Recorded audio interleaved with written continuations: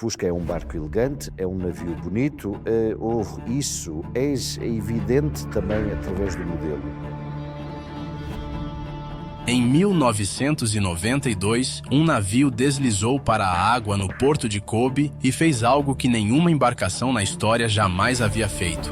Ele avançou sem propulsores, sem turbinas e sem nenhuma peça móvel tocando o mar. Pessoalmente, para mim, foi o modelo mais desafiador, o mais difícil que eu construí na minha vida. Navegou quase silenciosamente, provou que era possível e então desapareceu. O verdadeiro mistério não é como ele se moveu, é porque o Japão desistiu. Um mundo construído sobre lâminas e ruído. Por milhares de anos, os oceanos foram conquistados da mesma maneira. Os humanos empurravam contra a água usando algo sólido. Remos cortavam o mar, velas dobravam o vento. Propulsores mastigavam ondas com lâminas metálicas giratórias, vibrando os cascos e gritando para o fundo. Cada salto na história marítima ainda dependia da mesma ideia: forçar a água para trás, mover-se para frente. Motores a vapor, motores diesel, até mesmo os MOIS terminaram da mesma forma, com eixos rotativos e propulsores fazendo o trabalho real. Motores mais barulhentos, lâminas mais resistentes, velocidades mais altas. Progresso significava refinamento, não reinvenção. No entanto, por trás desse progresso havia um problema teimoso. Propulsores criam ruído, criam vibração. Eles cavitam, formando bolhas na água e deixando impressões acústicas que podem ser ouvidas por quilômetros. Para navios comerciais, isso significava ineficiência. Para submarinos, significava vulnerabilidade. Então, a pergunta permaneceu silenciosamente por décadas: e se o próprio oceano pudesse ser empurrado sem tocá-lo? A física que se recusou a ficar no laboratório. A resposta veio da física, não dos estaleiros. Magnetohidrodinâmica, ou MHD, descreve como fluidos eletricamente condutores se comportam em campos magnéticos. A água do mar, por acaso, é um desses fluidos. Se uma corrente elétrica passa por ela, enquanto um campo magnético é aplicado no ângulo certo, a água experimenta uma força. Essa força pode movê-la. Em vez de lâminas empurrarem a água se torna o componente em movimento, sem eixos giratórios, sem contato mecânico, apenas força eletromagnética acelerando a água do mar através de um duto, criando propulsão. A ideia soa elegante, quase elegante demais. Ela substitui a complexidade mecânica por forças invisíveis. Promete silêncio, vibração reduzida e potencialmente uma furtividade incomparável. No papel, parecia revolucionária. Na prática, foi um pesadelo. Décadas de fracassos que ninguém fala. O conceito de propulsão MHD surgiu no início dos anos 1960, quando pesquisadores começaram a experimentar bombas eletromagnéticas para metais líquidos. O salto do metal líquido para a água do mar parecia lógico, mas a realidade reagiu com força. Os primeiros projetos exigiam campos magnéticos tão poderosos que os ímãs necessários pesariam centenas de milhares de toneladas. Em um momento, cálculos sugeriram que um sistema MHD do tamanho de um submarino precisaria de um ímã mais pesado do que um porta-aviões. Isso sozinho sepultou a ideia. Tentativas vieram mesmo assim. Pequenos protótipos se moveram timidamente para frente. Modelos engatinhavam em tanques de teste. Nada escalava. Os ímãs superaqueciam. A demanda de energia disparava.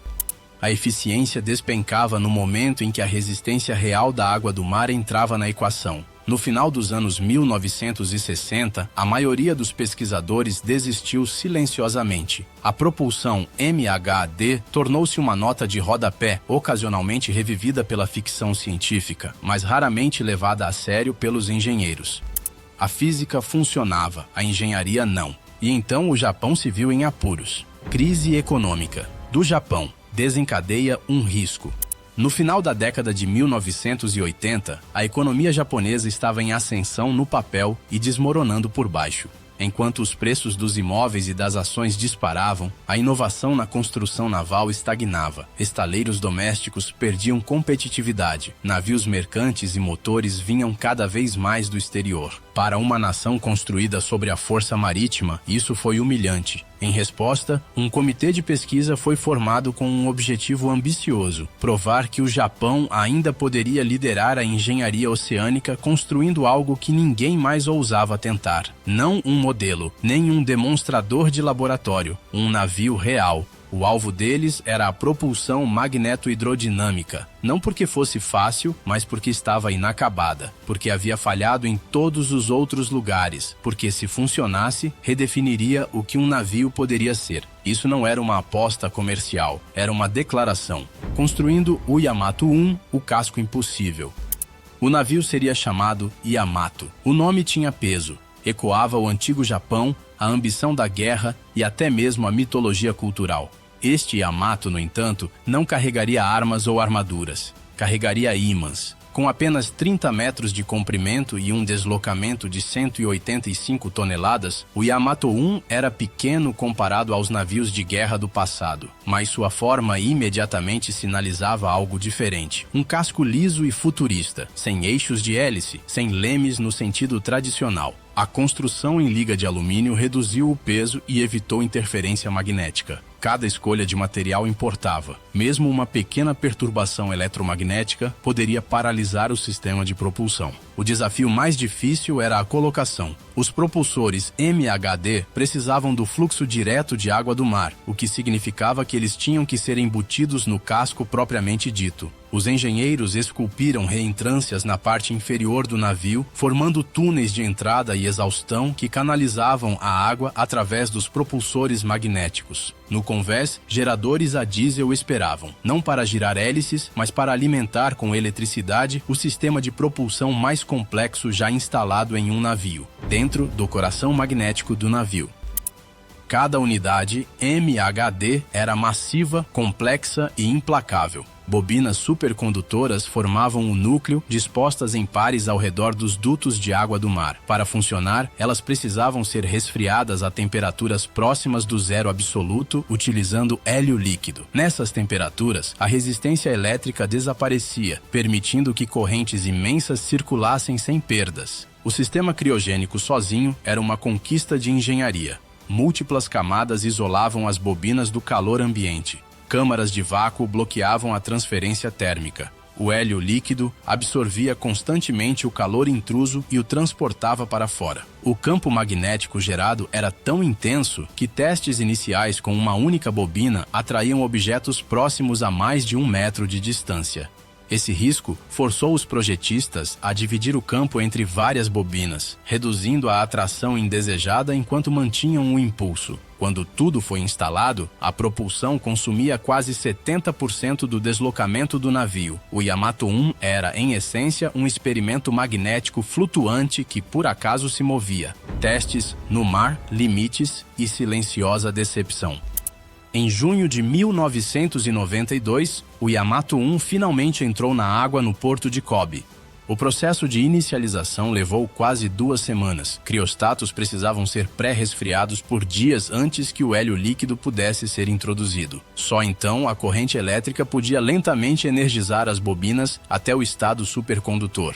Em movimento, o Yamato 1 se deslocava silenciosamente, sem o rugido da cavitação, sem vibração mecânica, apenas a água acelerando invisivelmente sob o casco. Mas o desempenho decepcionou. Com campos magnéticos abaixo dos limites projetados, o navio atingiu pouco mais de 5 nós. Os modelos prometiam mais. Os engenheiros aumentaram a corrente elétrica, mas uma falha no interruptor de corrente persistente impediu que o sistema alcançasse a intensidade magnética prevista. O navio funcionava, mas não bem o bastante. A resistência do oceano provou ser mais forte do que as previsões. As perdas de fluxo dentro dos dutos consumiam mais energia que o esperado. A física teve a palavra final, porque o mundo abandonou.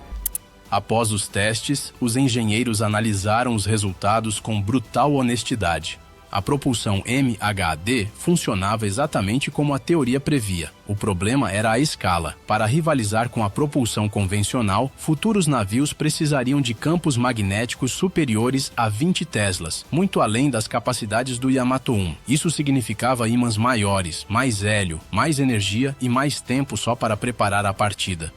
O transporte comercial não podia esperar 12 dias para zarpar. Navios militares não podiam custear sistemas que consumissem a maior parte de seu volume interno. Eficiência, não novidade, determina a sobrevivência no mar. A pesquisa continuou discretamente em torpedos e submarinos experimentais.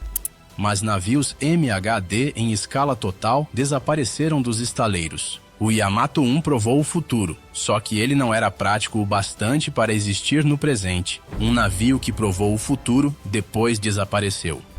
Após seus testes, Yamato 1 nunca mais navegou. Tornou-se uma peça de museu em Kobe, seus motores silenciosos congelados no tempo. Em 2016, foi desmontado, desfeito peça por peça, seus ímãs e dutos reduzidos à memória. Ainda assim, seu legado permanece inquietante. Um navio cruzou o oceano sem partes móveis. Engenheiros solucionaram problemas que os livros didáticos consideravam impossíveis. Eles forçaram a física a cooperar, mesmo que brevemente. E então a economia e a praticidade encerraram o experimento. Yamato 1 permanece como prova de que revoluções tecnológicas não falham porque estão erradas. Elas falham porque o mundo não está pronto para pagar o seu preço. Um dia, quando os materiais melhorarem e a energia se tornar abundante, navios poderão se mover novamente sem hélices ou barulho. Se esse dia chegar, ele não começará com uma grande descoberta. Começará com um navio esquecido que já mostrou o caminho.